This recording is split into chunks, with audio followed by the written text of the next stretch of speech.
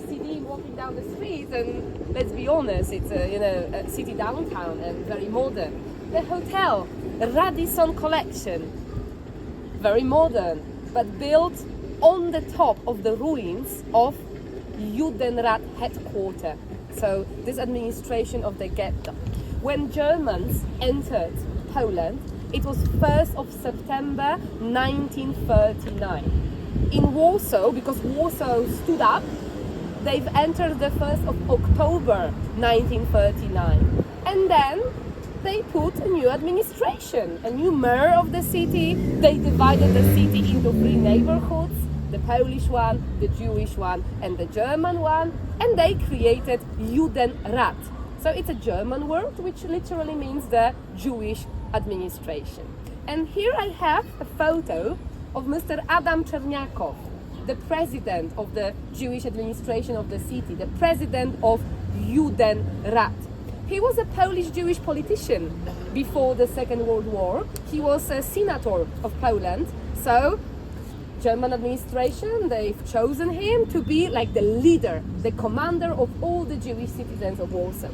And the first thing he was asked to do was to organize a census. They wanted to know how many Jewish people live in the city. It seems innocent. It seems innocent to them. We do know what happened next. But in 1939, it seems legit that the new officials, they want to know how many people live in the city. So thanks to this census, we know that there were 359,000 Jewish people in the city. What happened to the remaining 40,000? Because I said they were 400,000 before, they escaped, they ran, and they went to the Soviet Union. Most of the Polish Jews who survived the Second World War, they survived because they escaped to Soviet Union. Okay, so we have 1939, 1940 the ghetto is opened in November. Mr.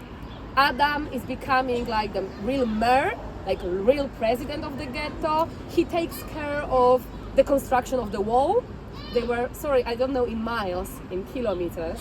I know that it was 18 kilometers of the wall, 4 square kilometers big, and 500,000 people inside. Not only the 359,000 from Warsaw, but also some other people coming from smaller villages around Warsaw. So then the wall is finished, the gates are closed, 500,000 people living inside, and this man is responsible for absolutely everything. He and his colleagues from Judenrat.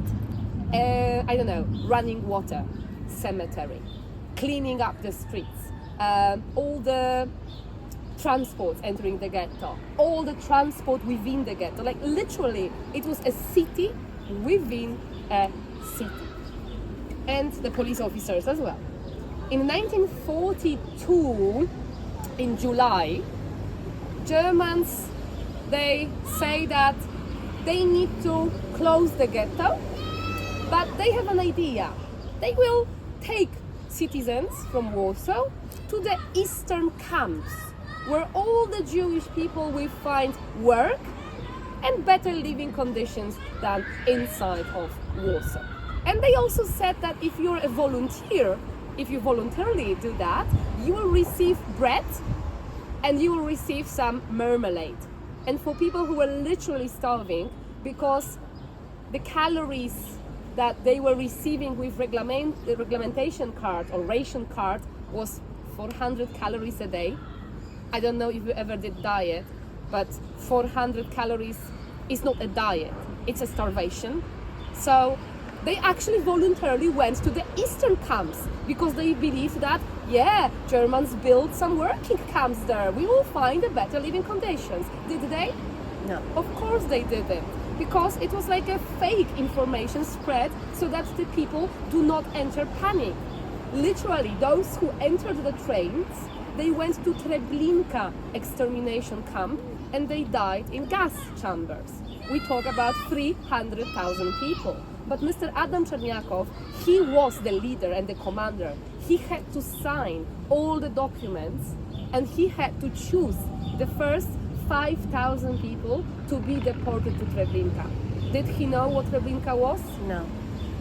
Oh. I will surprise you. Yes. The rest, the regular people in ghetto, they didn't. They were easily to manipulate, but he was in direct contact with the Polish resistance movement. Polish people, they were trying to spread the news about the extermination.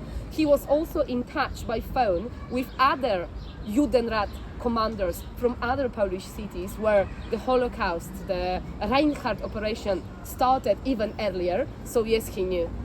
And he decided that he cannot choose, he cannot sign this document. He committed a suicide. Oh. And why I'm telling the story here?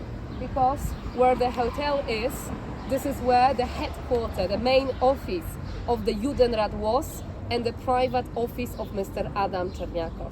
So, the deportation started on the 22nd of July 1942.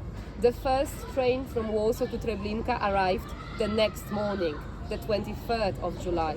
Mr. Adam committed a suicide on the 23rd of July 1942 here in his personal office.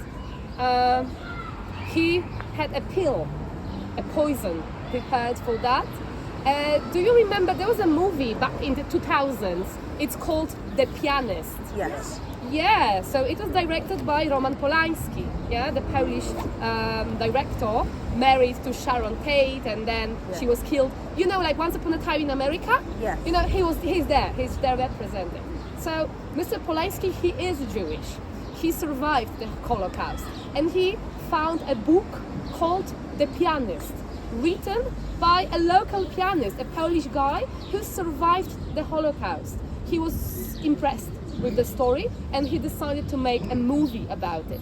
And if you rewatch the movie, please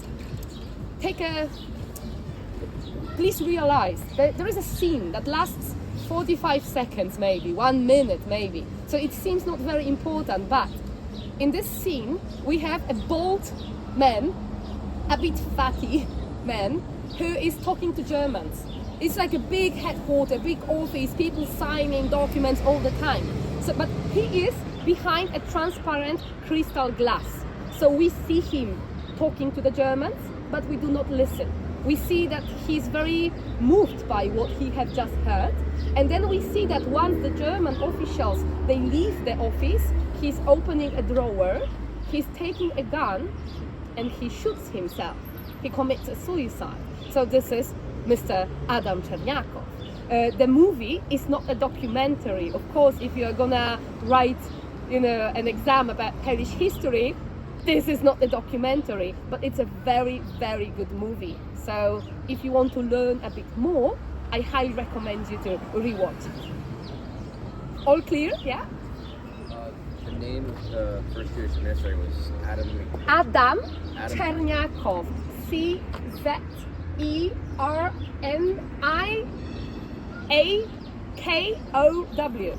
Czerniakow. I will write it down later on. Okay, if needed. Adam Czerniakow. Let's go.